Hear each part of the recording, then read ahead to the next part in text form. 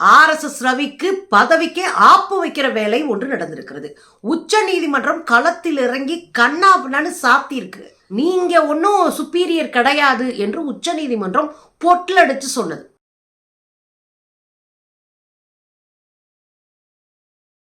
வணக்கம் தோழர்களே.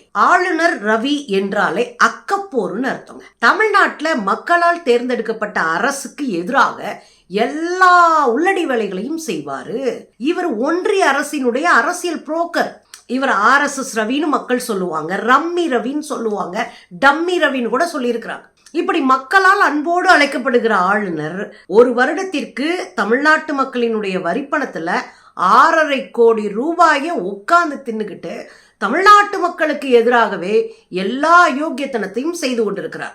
இங்கதான் ஒரு ட்விஸ்ட் நடந்திருக்குங்க. RSS ரவிக்கு பதவிக்கே ஆப்பு வைக்கிற வேலை ஒன்று நடந்திருக்கிறது. உச்ச நீதிமன்றம் களத்தில் இறங்கி கண்ணாபின்னு சாத்தியிருக்கு. அழகா ஸ்கெட்ச் போட்டு தூக்கி இருக்காரு நம்முடைய முதலமைச்சர். என்ன நடந்தது அப்படின்னா, நாம எத்தனை சட்டங்களை இயற்றினாலும் எத்தனை மசோதாக்களை அனுப்பினாலும் அதெல்லாம் எடுத்து கீழே போட்டு மேல உட்கார்ந்து இருக்கிற ஒரு பிசிஆர்னா ஆளுநர் ரவி தான். ஒன்னு நாம அனுப்புறது கையெழுத்து போட மாட்டாரு, திரும்ப திரும்ப அனுப்புவார். நாம திரும்ப திரும்ப நிறைவேற்றி அனுப்புவோம். நீட்டெல்லாம் அப்படிதான் நம்ம அனுப்பியிருக்கோம். இதெல்லாம் கொஞ்சம் கூட மண்டையில ஏத்திக்கிறாம நேரா குடியரசுத் தலைவருக்கு அனுப்புவாரு. அங்க அது பாட்டு கடப்புல கிடக்கும்.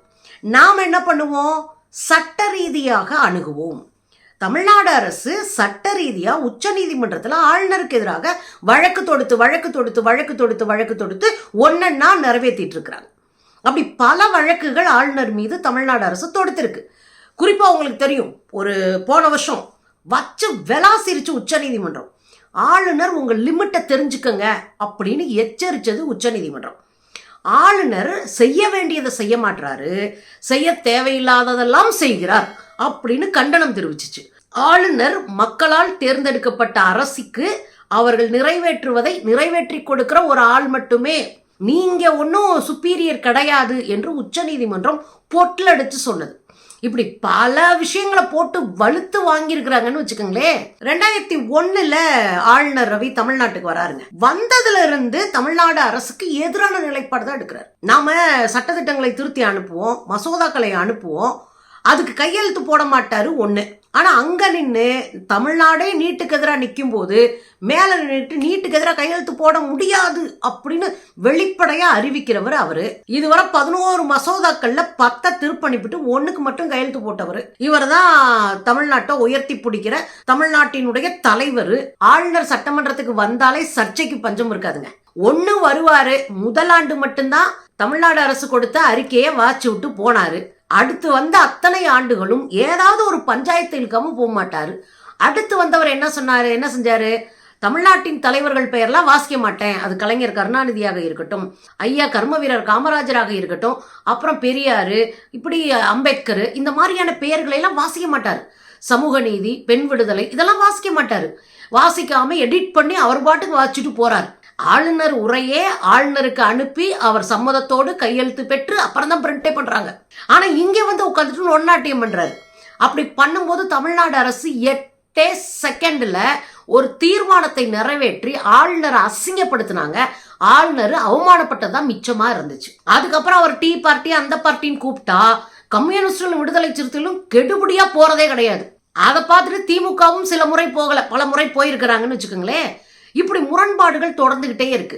அப்புறம் போன மாசம் உள்ள போயிட்டு மொத்தமே வாசிக்காம வெளியே ஓடி வர்றாரு. என்னையான்னு கேட்டா, அங்க நீங்க தேசிய கீதத்தை அவமானப்படுத்திட்டீங்க, முத தமிழ்தாய் வாழ்த்தை பாடுறீங்க, இதைத்தான் போன வருஷமும் சொல்லிட்டு வெளியே ஓடினாரு. ஆக தமிழ்தாய் வாழ்த்தை பாடுவது, முதலில் பாடுவது மரபு, கடைசியில நாட்டுப்பண் பாடி முடிப்பது எங்கள் மரபு. இது அவருக்கு விளக்கியாச்சு, கடிதம் கொடுத்தாச்சு, பேசியாச்சு. ஆனா இந்த வருஷமா அதே பல்லவிய பாடிக்கிட்டு நிக்கிறார். அப்ப உள்ளர்த்தம் என்ன? இவர் தமிழ்நாட்டுல ஒரு சர்ச்சையை கிளப்பிட்டே இருக்கணும், நாங்க இருக்கோம் அப்படின்னு காட்டிக்கிட்டே இருக்கணும். அதுதான் இவருடைய வேலையே. இதுதான் தொடர்கதையாயிட்டே இருக்கு. இப்ப என்ன சர்ச்சை ஓடி இருக்கு அப்படின்னா, 6 பல்கலைக்கழகங்கள்ல ஆளுநரால இங்க துணைவேந்தர்கள் நியமிக்கப்படல. அதனால பட்டமளிப்பு விழா நடக்கல, படிச்சு முடிச்ச மாணவர்களுக்கு சர்டிபிகேட் கிடைக்கல. ப்ரொவிஷனல் கொடுப்பாங்க, அது ஒரு 6 மாசத்துக்கு தான் செல்லும். அதுக்கப்புறம் சர்டிஃபிகேட் கொடுக்கணும். அது இல்லை. ஸோ மேற்படிப்பு போக முடியல, வெளியே வேலைக்கு போக முடியல, மாணவர்கள் திண்டாடுறாங்க. இந்த ஆள் உட்காந்துக்கிட்டு அப்படியே பெருசாக அறுத்து தள்ளின மாதிரி ஒரு வேலையை பார்த்துட்டு இருக்காரு. இந்த நேரத்தில் தான் தேடுதல் குழு, பல்கலைக்கழக துணைவேந்தர்களை தேடி ஒரு லிஸ்ட் கொடுத்து அதில் ஒருத்தரை தேர்ந்தெடியா அப்படின்னு சொல்கிறதுக்கான தேடுதல் குழு அமைச்சா தமிழ்நாடு அரசு அமைக்குது. ஆனால் அங்கே என்ன பண்ணுறானுங்க, யூஜிசியில் சட்ட திருத்தம் நமக்காகவே செஞ்சது யூஜிசி, யூனிவர்சிட்டி கிராண்ட் கமிஷன், பல்கலைக்கழக மானிய குழு, அவங்களால் நியமிக்கப்படுற ஒருத்தரும் இந்த கமிட்டியில் இருக்கணுமா. அப்போ இந்த கமிட்டியில் ஆளுநர் சார்பாக ஒருத்தர் இருப்பார், மானிய குழு சார்பாக இருப்பார், தமிழ்நாடு சார்பாக ஒருத்தர் இருந்தார்னா பெரும்பான்மை முடிவே தான் இருக்கும். சங்கி பயில்கள் எடுக்கிறதா பெரும்பான்மை முடிவாக இருக்கும். இதை எதிர்த்து இது சட்டத்திற்கு எதிரானது. ஏன்னா இந்த பல்கலைக்கழகங்களை உருவாக்குனது நாம, இதற்கான இன்ஃப்ராஸ்ட்ரக்சரை உருவாக்குனது நாம, அடிப்படை கட்டமைப்புகளை உருவாக்கியது நாம. அப்போ என் பணத்தில், எங்கள் வரி பணத்தில், எங்கள் பிள்ளைகளுக்கு நாங்கள் பல்கலைக்கழகத்தை கட்டி வச்சா சங்கி பயிலுக உள்ள வந்து கூச்ச நாச்சை இல்லாமல் அதை கைப்பற்றி இங்கே ஆரிய பார்ப்பனிய பண்பாட்டை, பொது பண்பாட்டை திணிக்கிற அயோக்கியத்தனை செய்வாங்க. நாங்கள் வேடிக்கை பார்க்கணுமான்னு தான் உச்சநீதிமன்றத்தில் ஒரு வழக்கு. அதை உடனடியாக உச்சநீதிமன்றம் எடுத்துக்கிச்சு விசாரணைக்கு. பர்திவாலா மகாதேவன் அமைப்பு, நீதியரசர்கள் பர்திவாலா மகாதேவன் அமர்வு இவங்களை இந்த இதை ஏற்றுக்கிட்டு, இந்த மனுவை ஏற்றுக்கிட்டு விசாரிக்கும் போது அவங்க கேட்குறாங்க, என்னப்பா சண்டையெல்லாம் ஓஞ்சிருச்சா, ஒழுங்கா போகுதா அப்படின்னு கேட்குறாங்க. ஆளுநர் சண்டையெல்லாம் போடாமல் இருக்கிறாரா, இல்லை ஒழுங்கா இருக்கிறாரா, இல்லை திரும்ப இழுத்து விடுறாரா அப்படின்னு அவங்க கேள்வி கேட்க, எங்க ஜி அதெல்லாம் இழுத்துக்கிட்டே தான் இருக்காரு, எங்களை முன்னாடி நடக்கவே விடமாட்டாரு, மக்களால் தேர்ந்தெடுக்கப்பட்ட அரசை செயல்படவே விடமாட்டேன்றாரு சிங்வியும் நெல்சனும் தெரிவிக்க அவங்க கடுப்பாக இருக்கிறாங்க. ஏற்கனவே போன ஆண்டு உச்சநீதிமன்றத்தினுடைய தலைமை நீதிபதி கழட்டிக்கிட்டு கவ்வ கொடுத்து அடிச்சாரு. ஒவ்வொரு முறையும் உச்சநீதிமன்றம் தலையிடணும்னு ஆளுநர் ஏன் எதிர்பார்க்கறீங்க? சரியான கேள்விங்க.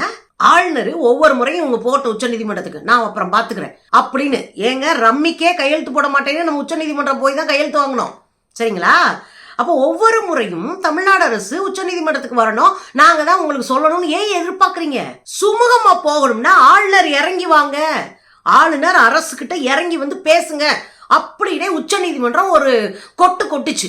நீ உச்சாணி கோப்பையெல்லாம் உட்காராதப்பா, அங்க வலுவானவர்கள், அங்க அதிகாரம் மிக்கவர்கள், மக்களால் தேர்ந்தெடுக்கப்பட்ட அந்த அமைச்சர்கள் அவைதான். இங்கே உட்காந்து நீ உருட்டாத, தேவையில்லாம இது பண்ணாதன்னு மண்டையில கொட்டி அனுப்புனாரு போன ஆண்டே சந்திரசூட். இந்த முறை நீதியரசர்கள் எடுத்துட்டு பயங்கர கடுப்பாயிட்டாருங்க. பாரு, ஆளுநர் இந்த வேலையை ஒழுங்கா செய்யறாரா இல்லையான்னு கேட்டு சொல்லுங்க. ஆளுநர் ஒழுங்கா தமிழ்நாடு அரசோட இணக்கமா போறாரா இல்ல இதே மாதிரி இழுத்தடிப்பாரான்னு சொல்லுங்க. முதல்ல கேளுங்க ஆளுநர் தரப்புல இருந்து, ஒரு வாரம் டைம் எடுத்துக்க. ஆனா இந்த வழக்குல ஒழுங்கு மரியாதையா ஆளுநர் வந்து இங்கே என்ன நடந்ததுன்னு ஒப்புச்சுக்கணும். இல்லைன்னா உச்ச நீதிமன்றத்தில் இருக்க நாங்க இறங்கி பைசல் பண்ண வேண்டி வரும். ஆளுநர்லாம் அந்த பக்கம் வச்சுட்டு நாங்க இறங்கி அடிப்போம், பரவாயில்லையா அப்படின்னு உச்ச நீதிமன்றம் கேட்டிருக்குங்க. இது ஆளுநருக்கு அசிங்கமா போச்சு. ஒரு பொறுப்புள்ள பதவியில் இருக்கீங்க, ஒரு மாநிலத்தினுடைய தலைமை பொறுப்புல இருக்கீங்க, உச்ச நீதிமன்றம் புடனையில் அடிக்கிற மாதிரி ஆயிப்போச்சு. நீ இதை சரி பண்ணி இறங்கி வந்து உன் மாநில அரசோட பேசி சரி பண்ணலன்னா அடுத்த வாரம் உச்ச நீதிமன்றம் தலையிட்டு உன்னை உண்டுலன்னு பண்ணுவோன்னு மிரட்டி விட்டுருக்குறாங்க. இதுல தான் ரவி மிரண்டு போயிருக்காரு. ஆல்ரெடி ரவி வந்து என்னென்ன ஏழரை இழுப்பாருன்னா, திருவள்ளுவருக்கு காவி சாயம், திருவள்ளுவருக்கு காவி சாயம் அடிப்பாரு, வள்ளலாருக்கு காவி சாயம் அடிப்பாரு, தமிழ்நாட்டின் சாதி மறுப்புன்ற அத்தனை பேர் மேலையும் காவி சாயம் அடிப்பாங்க. ஸோ ஏற்கனவே நம்ம கடுப்புல இருந்தோமா, போய் கொடுத்த உடனே உச்ச நீதிமன்றம் தான் பங்குக்கு கடுமையா உண்டலன்னு வரத்திருச்சு. இனிமேல்லாம் உன்னையெல்லாம் மரியாதையை வச்சு நடத்திட்டு இருக்க மாட்டோம். இனிமேல் தமிழ்நாடு அரசுடைய அந்த சட்டத்திட்டங்களை நிறைவேற்றுக்கு தாமதாச்சுன்னா நான் இறங்கி பண்ணுவேயா அப்படின்னு உச்ச நீதிமன்றம் பொலேர்னு சாத்தியிருக்கு. அதுல நெல்சன் சொல்லியிருக்காரு, தமிழ்நாடு அரசினுடைய அனைத்து அதிகாரங்களையும் தலையிட்டு குழப்பத்தை ஏற்படுத்துகிறார் ஆளுநர். அடுத்த வாரம் வாங்க, இதை சரி பண்ணிட்டு வாங்க, ஒருவேளை சரி பண்ண முடியலன்னா நாங்க யாரும் நீங்க பாப்பீங்க அப்படின்னு மிரட்டி விட்டுருக்காங்க ஆளுநர் தரப்பை. இப்போ உங்களுக்கு புரியுதா? ஆளுநர் ஏற்கனவே அவமானப்பட்டுக்கிட்டு இருக்காரு. பல மாநிலத்தினுடைய ஆளுநர்களை மாற்ற போறாங்கன்னு சொல்லிட்டு இருக்காங்க. இந்த பீஸை ஆல்ரெடி வாங்கி ஊரை விட்டு ஓட போற பீஸு. தமிழ்நாட்டு மக்களுக்கு எதிரான மனநிலையில் ஆளுநர் இருக்கிறான்றதே அவங்க கட்சிக்கே பின்னடைவா இருக்கு. இந்த சூழ்நிலை தான் இன்னைக்கு ஒரே நாடு ஒரே தேர்தல் குறித்த கருத்தரங்கத்தில் முதலமைச்சர் பேசுறார். அவர் தாம் பங்குக்கு பொலேர்னு சாத்தியிருக்காருங்க.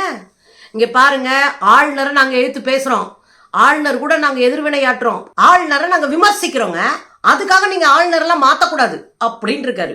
கூட்டமே அதிர்ச்சியா பாக்குது. என்னையாது ஆளுநரை மாத்துங்கன்னு தான் நம்ம போராட்டமே நடத்தினோம், முதலமைச்சர் வந்து நின்றுக்கிட்டு ஆளுநரெல்லாம் மாற்றக்கூடாது, நாங்கள் விமர்சிப்போம், சண்டை போடுவோம், ஆனால் நீங்கள் ஆளுநரை மாற்றக்கூடாது அப்படின்னு மேடையில் வச்சு அடிக்கிறாரே, என்னையா நடக்குது தமிழ்நாட்டிலன்னு பார்த்தா அடுத்து ஒரு போடு போட்டாரு பாருங்க.